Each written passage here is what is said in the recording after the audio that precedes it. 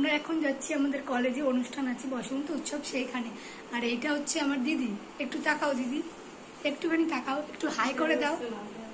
এইখানে আমি ওকে তাড়া দিচ্ছিলাম কেন কি আমি প্রায় 1 ঘন্টা ওর জন্য রেডি হয়ে দাঁড়িয়েছিলাম আর ও এখনও রেডি হয়নি। ও বারবার শুধু লিপস্টিক পরছিল আর উঠাচ্ছিল, পরছিল আর উঠাচ্ছিল। বাড়ি থেকে বেরিয়ে হাঁটছিলাম কেন কি টোটো পাইনি, অনেকক্ষণ ধরে হাঁটছিলাম, টোটো পাইনি কারণ কি দুপুরবেলায় ওর জন্য টোটো খুব কম ছিল, পাইনি। এরপর অনেকক্ষণ বাজারে দাঁড়িয়েছিলাম, টোটো অটো কিছুই পাইনি, ওর জন্য শেষমেশ বাসেই যেতে হলো।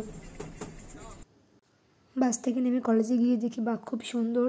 আমি এই নিয়ে 2বার হলো কলেজে বসন্ত উৎসব, কিন্তু এর আগের বার এসেছি অতটা ভিড় ছিল না, এবার খুবই ভিড় ছিল। কেন কি বলো তো, এবার ক্লাস 12 তারপরে 11 তোমার 10-এর পরীক্ষা শেষ হয়ে গেছে, এর জন্য একটু লোকটা বেশি। আর এটা হচ্ছে আমার জামাইবাবু, এই দিদি জামাইবাবু। এই আমার লাইফে ফার্স্ট ব্লগ, তাই হয়তো ভুল ত্রুটি হচ্ছে, আপনারা ক্ষমা করে দেবেন। আর এইদিকে দেখো নাচ গান দুটোই শুরু হয়ে গেছে, কারণ আমরা একটু যেতে লেট করে ফেলেছি, এর জন্য নাচ গান দুটোই শুরু হয়ে গেছে। তারপর দিদিকে বললাম চল আমরা নেচে আসা।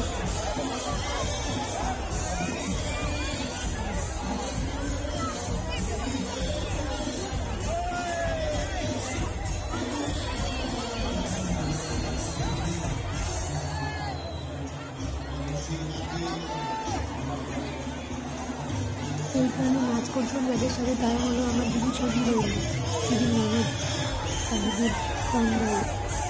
আর এদিকে আর কী বলবো, এদিকে শুধু চারিদিকে শুধু ওয়াও আর ওয়াও, যেদিকেই তাকাও ওয়াও, জাস্ট ওয়াও।